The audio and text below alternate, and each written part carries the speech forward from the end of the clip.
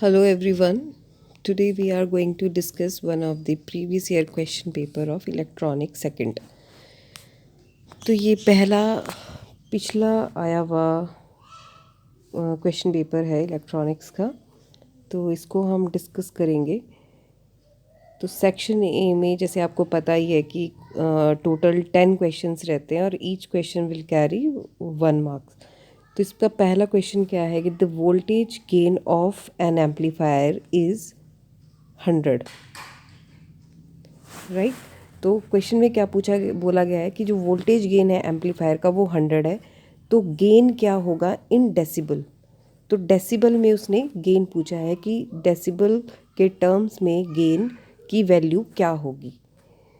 तो हमें सबसे पहले तो ये पता होना चाहिए कि डेसिबल में अगर गेन हमें निकालना है तो उसका फॉर्मूला क्या रहता है। तो इसको मैंने सॉल्व ऑलरेडी किया है आप लोगों के लिए। तो जनरली जो वोल्टेज गेन रहता है, वोल्टेज गेन की वैल्यू यहाँ क्वेश्चन में कितनी दे रखी है 100। तो वो सपोज़ कर लेते हैं हम वोल्टेज गेन की वैल्यू है V, ठीक है, जिसकी वैल्यू क्या है 100। तो वोल्टेज गेन अगर डेसिबल में निकालना है तो उसका फॉर्मूला रहता है 20 log V, ठीक है। तो 20 आपका ऐसे आ जाएगा लॉग, और V की जगह जो भी वैल्यू गिवन है, हमें क्वेश्चन में गिवन है कि वोल्टेज गेन 100 है, तो उसके लिए हमने वोल्टेज गेन निकालना है इन टर्म्स ऑफ डेसिबल। तो वो क्या हो गया यहाँ पर 20 log 100। तो अब हमें क्या करना है कि 20 को एज इट इज़ हमने ले लिया और log 100 की वैल्यू हमें फाइंड आउट करनी है।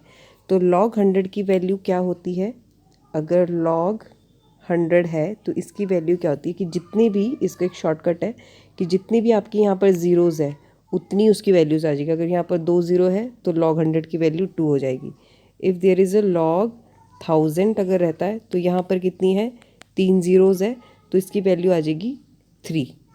तो यहाँ पर अगर अकॉर्डिंग टू क्वेश्चन अगर हम बात करें तो log 100 है, तो log 100 की वैल्यू कितनी होगी 2। तो यहाँ पर आपका आंसर क्या आ जाएगा, दिस 20, ये वाला 20, ठीक है, ये 20 डायरेक्ट आ गया और log 100 की वैल्यू आ गई 2। तो 2 इंटू 2, ठीक है, 20 को अगर हम 2 के साथ गुना करेंगे तो कितना आ जाएगा 40। तो ये आपके आ गई 40 dB। dB मतलब डेसिबल, ठीक है। तो डेसिबल में हमने गेन निकाल दिया। तो अब हमारा आंसर यहाँ पर आ चुका है 40 dB। तो ऑप्शंस में एक बार देख लेते हैं कि 40 dB दिया है या नहीं। तो यहाँ पर ऑप्शन आपका ऑलरेडी 40 dB दिया है, तो this will be your correct answer. तो इसका क्वेश्चन का आंसर क्या आ जाएगा करेक्ट आपका 40 dB। So now next question आपका है सेकंड यूनिट, इलेक्ट्रॉनिक सेकंड की सेकंड यूनिट से ही ये वाला क्वेश्चन लिया गया है, ट्यून्ड वोल्टेज एम्पलीफायर की जो यूनिट है वहीं से। तो क्वेश्चन क्या पूछा गया है कि a tuned voltage amplifier is use to amplify signal of, पहला low frequency, high frequency, medium frequency या नन।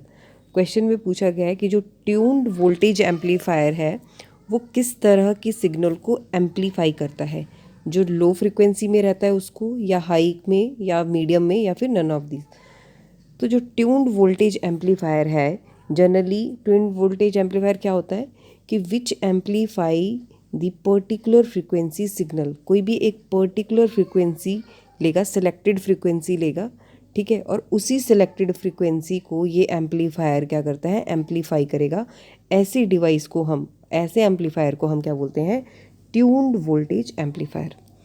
तो ये जो ट्यून्ड वोल्टेज एम्पलीफायर है जनरली क्या करता है कि जो भी रेडियो फ्रिक्वेंसी सिग्नल होगी या फिर वीडियो फ्रिक्वेंसी सिग्नल्स होते हैं, उन्हीं फ्रिक्वेंसी सिग्नल्स को क्या करता है, ट्यून्ड वोल्टेज एम्पलीफायर एम्पलीफाई करता है।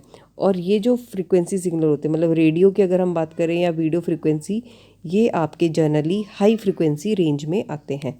तो यहाँ से क्या समझ सकते हैं हम कि जो ट्यून्ड वोल्टेज एम्पलीफायर है वो एम्पलीफाई करता है सिर्फ हाई फ्रिक्वेंसी सिग्नल्स को। जैसे कि हमने इससे पहले वाली जो यूनिट थी ऑडियो फ्रिक्वेंसी एम्पलीफायर जिसमें थे, वहाँ पर आपका जनरली आ जाता है पावर एम्पलीफायर्स और वोल्टेज एम्पलीफायर्स। तो वो क्या करते हैं, जनरली ऑडियो फ्रिक्वेंसीज़ को ही, सिग्नल को ही एम्पलीफाई करती है। जबकि जो ट्यून्ड वोल्टेज एम्पलीफायर है वो हाई फ्रिक्वेंसी सिग्नल्स को एम्पलीफाई करती है, जिसमें आप क्या जाते हैं, रेडियो फ्रिक्वेंसी एम्पलीफायर और रेडियो फ्रिक्वेंसीज और वीडियो फ्रिक्वेंसीज। नेक्स्ट क्वेश्चन है इंटीग्रेटर सर्किट। तो इंटीग्रेटर सर्किट्स क्या है, मतलब integrated circuit is a low pass filter, high pass filter, clamper circuit और नन। तो इसमें आपको याद रखना है कि integrated circuit is always low pass filter. और वहीं पे ही एक और क्वेश्चन बन जाता है डिफरेंशिएटर सर्किट का भी। ठीक है, तो डिफरेंशिएटर सर्किट आपके क्या होते हैं, हाई पास फिल्टर होते हैं। ये लो पास फिल्टर्स क्या होते हैं, लो पास फिल्टर मीन्स जो क्या करेंगे, ओनली जो लो फ्रिक्वेंसी सिग्नल्स होते हैं उनको ही सिर्फ पास करते हैं, और हाई फ्रिक्वेंसी सिग्नल्स को जो क्या करेंगे, ब्लॉक करेंगे। तो ऐसे जो फिल्टर है, ऐसा डिवाइस जो है, उसको हम बोलते हैं लो पास फिल्टर। और वहीं अगर हम हाई पास फिल्टर की बात करें, high pass filters are those जो क्या करते हैं, हाई फ्रिक्वेंसी सिग्नल्स को पास कर देंगे और ब्लॉक करेंगे किसको, लो फ्रिक्वेंसी सिग्नल्स को। और इंटीग्रेटेड सर्किट्स ये हमने ऑलरेडी डिस्कस किया है क्लैम्पर और क्लिपिंग और क्लैम्पर वाले चैप्टर में, जहाँ वेव शेपिंग सर्किट जो हमारा था यूनिट थी, उसमें आपका ये इंटीग्रेटेड सर्किट और डिफरेंशिएटर सर्किट्स था, जिसमें हमने इंटीग्रेटेड सर्किट बनाया था आरएल के कॉम्बिनेशन से और आरसी के कॉम्बिनेशन से, है ना। और हमने आरएल और आरसी के कॉम्बिनेशन से ही डिफरेंशिएटर भी बनाया था। तो डिफरेंशिएटर आपका होता है हाई पास फिल्टर, ठीक है, ये भी आपका 1 मार्क क्वेश्चन बन सकता है। और इंटीग्रेटर सर्किट आपका होता है ऑलवेज लो पास फिल्टर।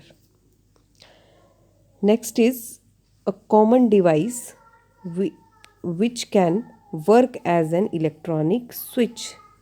ठीक है, तो जो ट्रांजिस्टर है वो हमेशा एज अ स्विच की तरह वर्क करता है, ना तो एम्पलीफायर वर्क करता है, ना रिपीटर, ना अल्टरनेटर। तो हमेशा एक इलेक्ट्रॉनिक स्विच की तरह जो काम करेगा वो आपका ट्रांजिस्टर यूज़ होता है। ठीक है, तो जनरली हमें ये पता होना चाहिए कि जो ट्रांजिस्टर है वो 3 रीजन्स में वर्क करेगा। 3 रीजन कौन कौन से होते हैं, एक कट ऑफ रीजन, दूसरा होता है आपका saturation region, and the third one is active region. ठीक है, ये 3 रीजन होते हैं कि जिनमें ट्रांजिस्टर काम करता है। कट ऑफ में क्या है, ऑफ। ठीक है, इस ऑफ से ही आप समझ सकते हो कि यहाँ पर ट्रांजिस्टर ऑफ रहेगा, मतलब इसके बेस में, जो ट्रांजिस्टर में 3 टर्मिनल्स होते हैं ना, एक बेस, ये एमिटर और ये कलेक्टर, तो इसके बेस में कोई करंट ही नहीं जाएगा कट ऑफ रीजन में। ठीक है, तो इसको हम बोल देते हैं ये ऑफ, इस वक्त क्या है आपका ट्रांजिस्टर ऑफ रहेगा। सैचुरेशन में क्या होता है कि ये अपनी मैक्सिमम, मतलब सैचुरेट हो जाता है आपका, ये जो बी और ई वाला पॉइंट है, ये जो टर्मिनल है, ये जो जंक्शन रहता है बी ई वाला, ये भी हम फॉरवर्ड वाइज कर देते हैं और इस वाले को फॉरवर्ड वाइज। तो इस केस में क्या हो जाता है कि जो ट्रांजिस्टर है वो ऑन रहता है। ठीक है, तो जब ट्रांजिस्टर आपका इन दोनों रीजन में काम करे, मतलब कट ऑफ या फिर सैचुरेशन, मतलब या तो ऑन या ऑफ, तो इस वक्त ट्रांजिस्टर एज अ स्विच की तरह काम करे। और अगर आप चाह रहे हो ट्रांजिस्टर को एम्पलीफायर की तरह जब काम करे, तो वो हमेशा एक्टिव रीजन में क्या करता है, एम्पलीफायर की तरह वर्क करेगा। अब इसमें तो यहाँ से हमें क्या देखने को मिला कि जो ट्रांजिस्टर है वो क्या करेगा, वर्क करेगा as an electronic switch. Next is 555 timer consist of. तो जो जनरली 555 टाइमर होता है वो हमेशा 8 पिन का बना रहता है। ठीक है, 555 टाइमर की आईसी होती है जो क्या है 8 पिन्स की बनी होती है। यहाँ से होते हैं 1 2 3 4 और यहाँ पर 5 6 7 एंड देन 8। तो ये 555 टाइमर की आईसी है जिसमें जो क्या है 8 पिन्स की होती है। और इसी के साथ साथ हम एक और आईसी जनरली पूछ ली जाती है, दैट इज़ ओपैम। ठीक है, ऑपरेशनल एम्पलीफायर, जिसको हम शॉर्ट फॉर्म में ओपैम भी बोलते हैं। ठीक है, तो उसकी आईसी पूछी जाती है, उसकी कौन सी है, 741 की आईसी रहती है ओपैम की। तो ये भी क्या है 8 पिन्स की ही होती है, ये 8 पिन्स है। तो जैसे तो ओपैम भी 8 पिन्स का ही होता है, इसमें भी इस तरह से 4 पिन्स यहाँ लगी होती है। तो सिमिलरली कि जैसे 555 टाइमर में है, वैसे ही ओपैम की भी आईसी 8 पिन्स की होती है। And the next is the monostable multi vibrator has only dash stable state. कि जो मोनोस्टेबल मल्टी वाइब्रेटर है, तो monostable multi vibrator has only dash stable state 1 2 no और नन। ठीक है, तो जनरली हमारे पास क्या होता है, 3 तरह के मल्टी वाइब्रेटर्स होते हैं। ठीक है, मल्टी वाइब्रेटर्स वो होते हैं कि जो क्या करते हैं, ऐसे सिग्नल को जनरेट करते हैं कि जो क्या है नॉन साइनोसॉइडल होता है। और नॉन साइनोसॉइडल आपके कौन से सिग्नल्स होते हैं, सपोज स्क्वायर वेव हो गई, या आपका सॉ टूथ हो गया, या ट्रायंगुलर वेव फॉर्म होगी। तो ऐसी वाली जो वेव्स होती है उनको हम नॉन साइनोसॉइडल बोलते हैं। तो मल्टी वाइब्रेटर्स क्या होता है कि ऐसी वेव्स को जनरेट करते हैं। तो 3 तरह के मल्टी वाइब्रेटर्स आपके पास जनरली होते हैं। पहला हमारे पास होता है एक तो ए स्टेबल। ठीक है, first one is a stable multi vibrator. A stable multi vibrators वो होते हैं जिसमें कोई भी स्टेबल स्टेट नहीं होती, नो स्टेबल स्टेट। ठीक है, उसके बाद होता है एक बाई स्टेबल। बाई स्टेबल के नेम से ही समझ आता है, बाई बाई मतलब 2।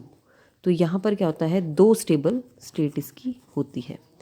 उसके बाद थर्ड वन आपका रह जाता है mono stable. Third one is your mono stable multi vibrator. तो ये जो मोनो स्टेबल मल्टी वाइब्रेटर है, इसके नेम से समझ आ रहा है मोनो मीन्स ओनली वन। तो इसमें क्या है, सिर्फ एक ही स्टेबल स्टेट होती है। मोनो स्टेबल वाइब्रेटर्स में सिर्फ ओनली वन क्या होती है, स्टेबल स्टेट। तो इसीलिए यहाँ पर जो ऑप्शन करेक्ट हो जाएगा, this will be only one. तो mono stable multi vibrator has only one stable state. Next is जो ऑपरेशनल एम्पलीफायर है, ओपैम, जिसको हम शॉर्ट में क्या कहते हैं, ओपैम भी बोलते हैं। तो इसमें पूछा गया है कि जो ओपैम एम्पलीफाइज किस तरह के सिग्नल को एम्पलीफाई करती है, एसी सिग्नल या फिर डीसी सिग्नल या फिर एसी और डीसी दोनों। तो ओपैम हमेशा क्या करता है, एसी और डीसी दोनों सिग्नल को ही एम्पलीफाई करता है। Next is Schmitt trigger uses feedback to generate square wave. तो जो सच में ट्रिगर होता है, ये सच में ट्रिगर आपका है। तो सच में ट्रिगर क्या होता है, हमेशा ये क्या करता है, स्क्वायर वेव ही जनरेट करता है। पहला तो यहाँ से ये क्वेश्चन बन सकता है आपको कि किस तरह की वेव फॉर्म जनरेट करता है। तो सच में ट्रिगर स्क्वायर वेव जनरेट करता है। एंड द सेकंड इज, इसमें हम कौन सा फीडबैक लगाते हैं, तो in Schmitt trigger we always use positive feedback. ठीक है, अब पॉजिटिव फीडबैक इनकी बात हुई है, तो इसमें ही फीडबैक में ही एक क्वेश्चन और बन जाता है। तो यहाँ पर इसका ऑप्शन वैसे सचमिट का क्या हो गया, पॉजिटिव फीडबैक हम यूज़ करते हैं in Schmitt trigger to generate square wave. और यहीं से एक क्वेश्चन बनता है कि जो ऑसिलेटर्स है, ठीक है, यहाँ क्या है, ऑसिलेटर्स है। तो ऑसिलेटर में किस टाइप का फीडबैक यूज़ होता है, तो ऑसिलेटर में हमेशा ही पॉजिटिव फीडबैक यूज़ हम करते हैं। Now next question is push pull amplifier uses. तो पुश पुल एम्पलीफायर है, ये है पुश पुल एम्पलीफायर आपका। तो पुश पुल एम्पलीफायर आपने देखा होगा, उसका जो सर्किट डायग्राम हमने जो ऑलरेडी स्टडी भी किया हुआ है। तो पुश पुल एम्पलीफायर में हम 2 ट्रांजिस्टर्स यूज़ करते हैं। ठीक है, और ये जो पुश पुल एम्पलीफायर है, ये हमेशा किस तरह का एम्पलीफायर यूज़ करता है, तो ये ऑलवेज क्लास बी एम्पलीफायर को ही, सॉरी क्लास बी, हाँ क्लास बी एम्पलीफायर को ही क्या करेगा, हमेशा यूज़ करेगा। तो push pull amplifier uses class B amplifier, right. And the next question is in power amplifiers usually dash coupling is employed. तो यूनिट फर्स्ट में हमने देखा भी था, जनरली जो पावर एम्पलीफायर्स हमने ड्रॉ किए भी थे, तो वो मोस्टली क्या है, ट्रांसफॉर्मर ही कपल्ड थे। तो जनरली ये इलेक्ट्रिकल आइसोलेशन प्रोवाइड करते हैं ट्रांसफॉर्मर्स। तो पावर एम्पलीफायर्स हमेशा जो कपलिंग है वो किस तरह की एम्प्लॉय करती हैं, ट्रांसफॉर्मर। तो ये सेक्शन ए के कुछ क्वेश्चंस थे, उसके बाद हम और कुछ क्वेश्चंस देखेंगे नेक्स्ट वीडियोज़ में।